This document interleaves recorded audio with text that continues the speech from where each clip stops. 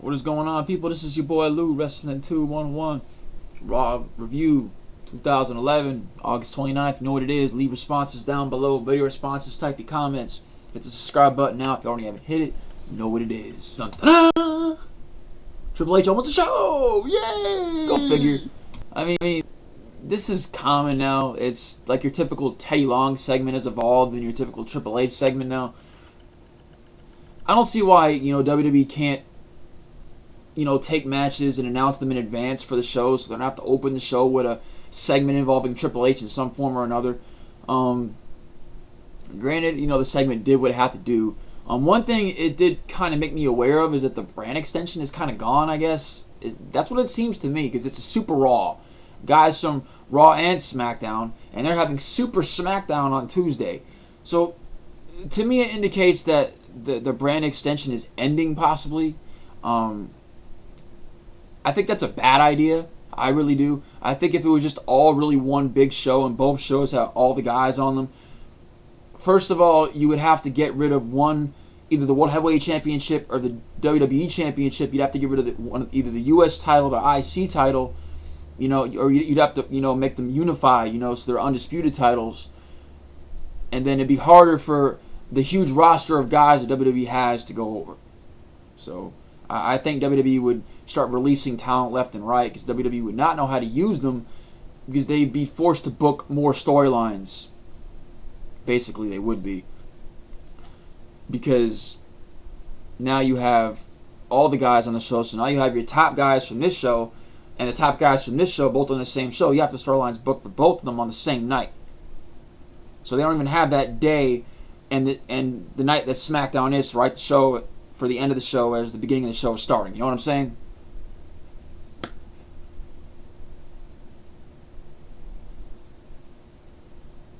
Going on here, the Triple H in the opening segment wanted Kevin Nash to come out. He wanted to talk about, how, because Kevin Nash was throwing out all these lies and all this bullshit. He ends up getting CM Punk first. CM Punk comes out and was like, why don't you just shut the fuck up? It's basically what he was like, you're in cahoots with this whole shit and all this crap, yada, yada, yada. At one point in the promo, you have Kevin Nash come out, and he comes out to the NWO music. Oh my fucking God. Oh my God. I think I'm about to have a heart attack.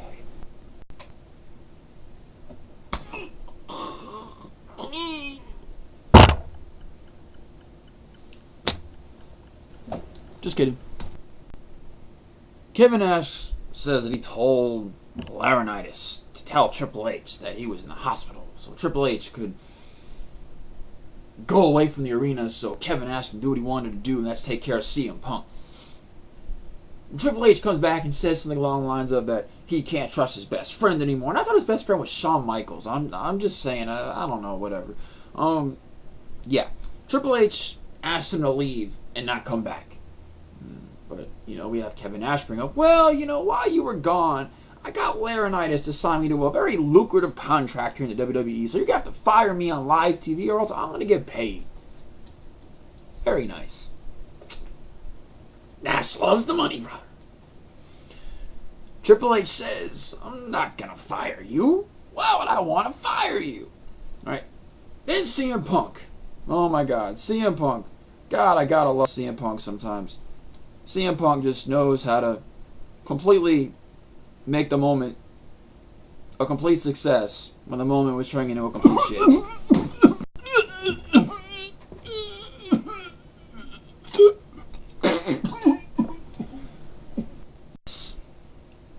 That's my impression of CM Punk's promo for the night. I thought it worked out pretty well, actually. Because he was just letting them go at it, and he just came in and just made them sound like they're stupid. He's like, I'm acting like you guys. It's fake puking. He's acting like them. The click is back. Which is the sound that people's TV remotes make when Kevin Nash gets on the station, brother. That's a fact. And the sound his knees makes. You know what I'm saying? Alright. Nash wants Punk at Night of Champions. And CM Punk is down as long as Triple H's wife says it's okay because she wears the pants. Triple H wears the panties in the family. Pipe bomb! Yeah. Triple H says, you want it, you got it. Alright, that's how we're going to do it. It's going to be Nash versus Punk at Night of Champions. Yeah, brother. Click. Click. Click, click, click. After this, we get Randy Orton versus Dolph Ziggler. This was actually pretty good. I think the match was actually put together well. I think Ziggler went in there, was able to work with Randy quite well. I mean, even though Randy won, that's why he put some effort in the match. We did see a couple of moves from Randy that we really don't see, so that was cool. We seen that inverted RKO that he does when he brings the guy up to his shoulders that he did on Christian at the last pay-per-view. Why not last pay-per-view? Yeah, it was last pay-per-view, whenever it was. And he did a belly-to-belly suplex. So, I mean, there you go. I guess that was better. That was more than I expected him to do, I guess. I even still expected him to do the 5 moves of doom, which we didn't even get in a sequential order. When they did happen, like the DDT spot in the ropes, I thought that worked out well the way it happened. It wasn't just some random shit. He just walked out to the ropes and just magically ducked under it and shit. You know what I'm saying? I think the match itself was worked out quite well. Randy Orton winning here, I guess, makes sense because he is facing Christian tomorrow night. So he used the momentum going in and whatnot. But why do you have to face Ziggler? Why did you put a mid-card champion against your top-card champion just to make your mid-card champion lose and further bury the meaning of the title? I'm just saying they could have picked somebody else for this match. It didn't have to be Dolph Ziggler. I will say that I'm happy that Randy Orton once again was in the undercard. He wasn't in the top card of the show. So I'm happy with that. And the match itself was decent. I can't really complain too much about the match, other than the fact that Randy Orton continuously goes over all the time. And even though he's facing Christian, he needs the momentum going into the match, which Christian doesn't get later on going into the match because he loses later. I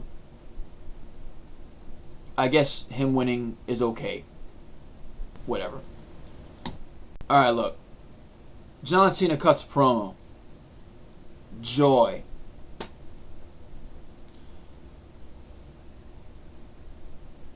Del Rio, if you want some, come get some, brother. Which never came out, which I thought to be odd. As a matter of fact, I didn't see Del Rio this whole show, which is kind of a clusterfuck in its own. Because isn't he the WWE champion? I mean, I think he is. I'm pretty sure. I mean, I might be wrong there. I mean, I don't know. Maybe they had another Money in the Bank match I didn't know about, and somebody magically cashed in on him. Maybe some guy in the audience will run out the damn title. Who knows? Alright. John Cena says that he's a coward champion and all this shit. He's a coward champion. Good for him. Mark Henry comes out.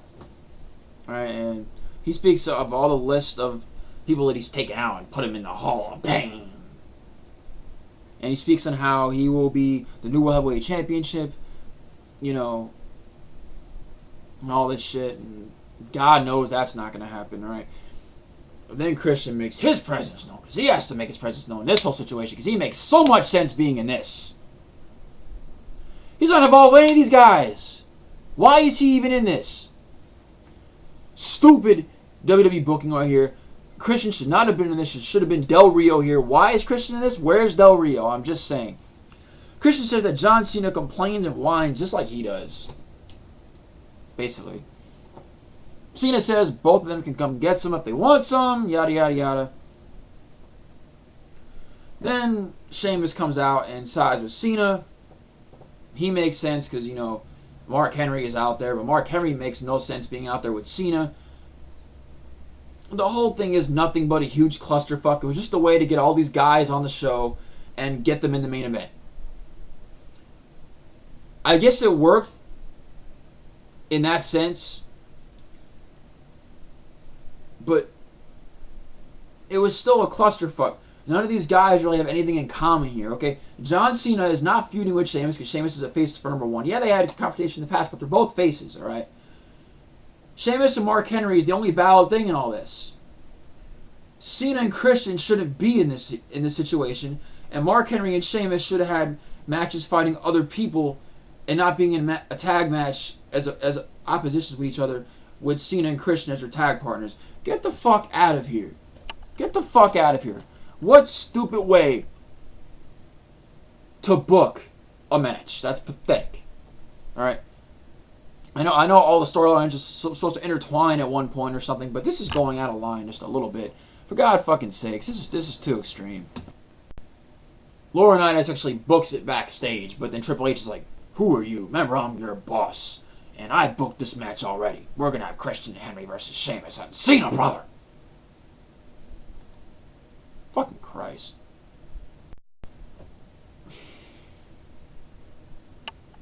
What the fuck? Are they serious? Are they kidding? Well, I don't think so. They actually aired it on TV. So maybe they're not kidding. I don't know. Maybe I'm just being too judgmental here. But for real, come on.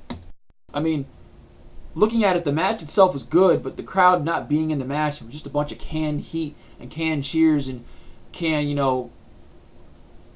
chants and whatnot. That didn't help the match. It just kind of took away from the match, in my opinion. In the end result, there was no pinfall or submission. We had an R-Truth outside interference, which makes sense because Miz and R-Truth are paired up in this whole conspiracy thing, which is good. They ended up getting laid out by CM Punk, but then Kevin Nash walked out. And when he walked out to the ring apron, from behind, Miz got him, and then R-Truth and Miz began the beatdown on CM Punk. And then Kevin Nash gave a jackknife powerbomb to CM Punk, and that ended the segment. I guess for the Kevin Nash Triple H storyline, it does some good. And Miz and CM Punk continue on their conspiracy thing. They got noticed, I guess you could say, because they did give the beatdown on CM Punk, and it was with Kevin Nash in the scene. So they were with Kevin Nash in the ring, so that kind of gives them a little bit more of a I guess you could say, because Kevin Nash has got all that nostalgic to him and all that shit. So I guess it helped them a little bit, even though, Miz didn't get the pinfall at all here. He didn't even win the match. He lost in disqualification. What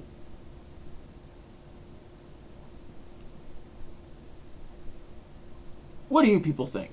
What do you people think? Do you think CM Punk got buried here? Just let me know down below. And I'm not saying they completely killed his character or anything yet, but Kevin Nash is a nobody right now. Nobody wants to see him. Why is he on my TV? And why is he laying out CM Punk when he had nothing to do with the storyline? He was just magically brought into it at the last minute. Because WWE had nothing to do with him, so they just brought him into this. Because they wanted to have the click back or some stupid shit. Give me a freaking break. God's sakes. Oh, and Michael Cole, it's not the Stupor Show. It's the Super Show, you stupid fuck.